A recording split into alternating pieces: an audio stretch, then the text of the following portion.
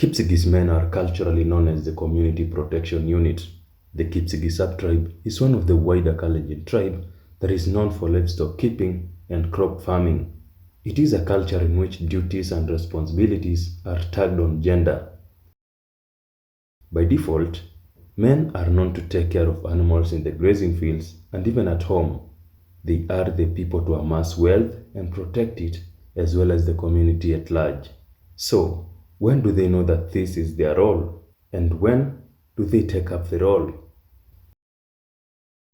In this feature, I seek to understand the process of transiting boys to men in this community and the reasons why the bond created in the process is so important that breaking it is unthinkable. Among the Kipsigis people, men that underwent circumcision together hold each other in high regard and are bonded forever. I make my way to a remote village in Transmara district where culture is deeply rooted. On my arrival, I go straight to the forest where initiates call home.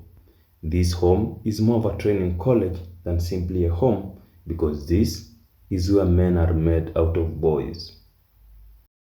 Muhimu kwa kutairisha watoto ni kama watoto saa ile iko saa 38 alafu aende form 1 akili yake imepatilika. Among the Kipsigis people, initiation process involves 4 important stages. These stages are distributed across the duration in which recruits will stay in a training college which they call Menjo.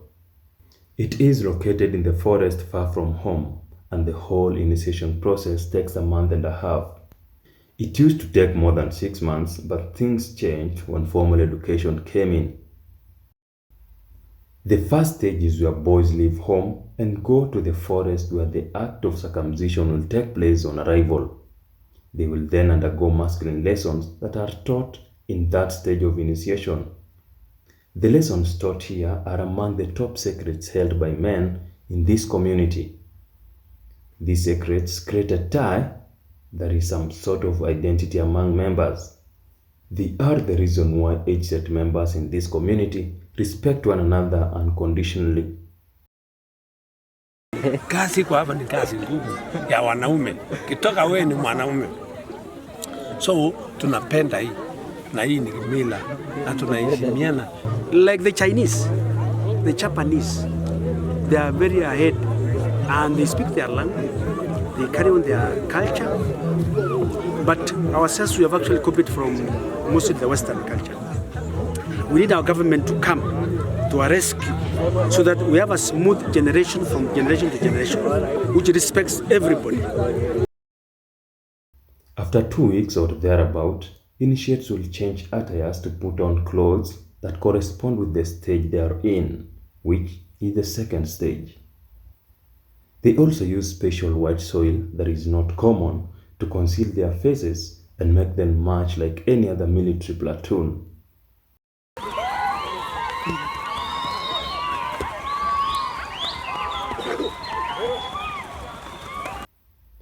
In this stage, they go out hunting wild animals which make part of their diet.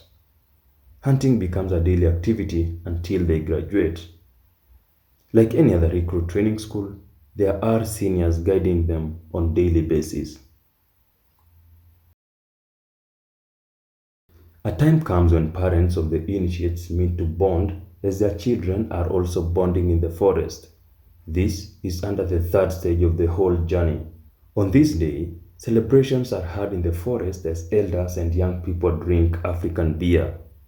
But before then, the ceremony has to be predicted on how it will pan out. They use African beer in a pot to monitor everything that will happen. Bubbles from the beer and how the drink twirls mean something. These are interpreted by elders leading the ceremony. Parents will share drink from the same gourd to simplify togetherness from parents to their children. They imitate a crying baby as they take a sip. And as always, there is a group of comrades who are not allowed in but must get a bite of the cake. This community has their own graduation gowns that are made from animal hides. On the day of graduation, initiates will leave their training college in the forest and assemble in one of the homes that had a child in the group. In most cases, this home happens to be the one that has been feeding them.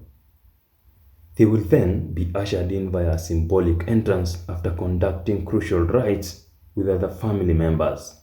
This is the final stage of the process, and the initiates are now reuniting their parents and other relatives.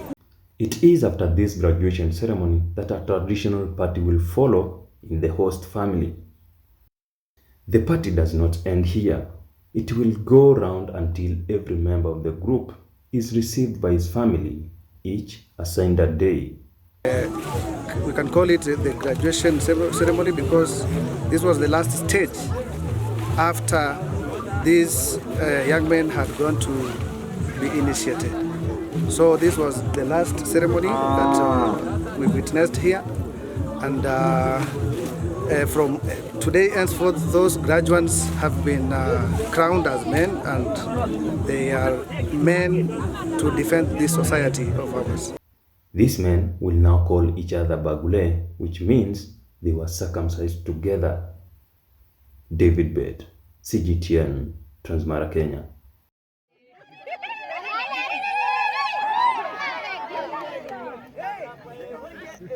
Haya,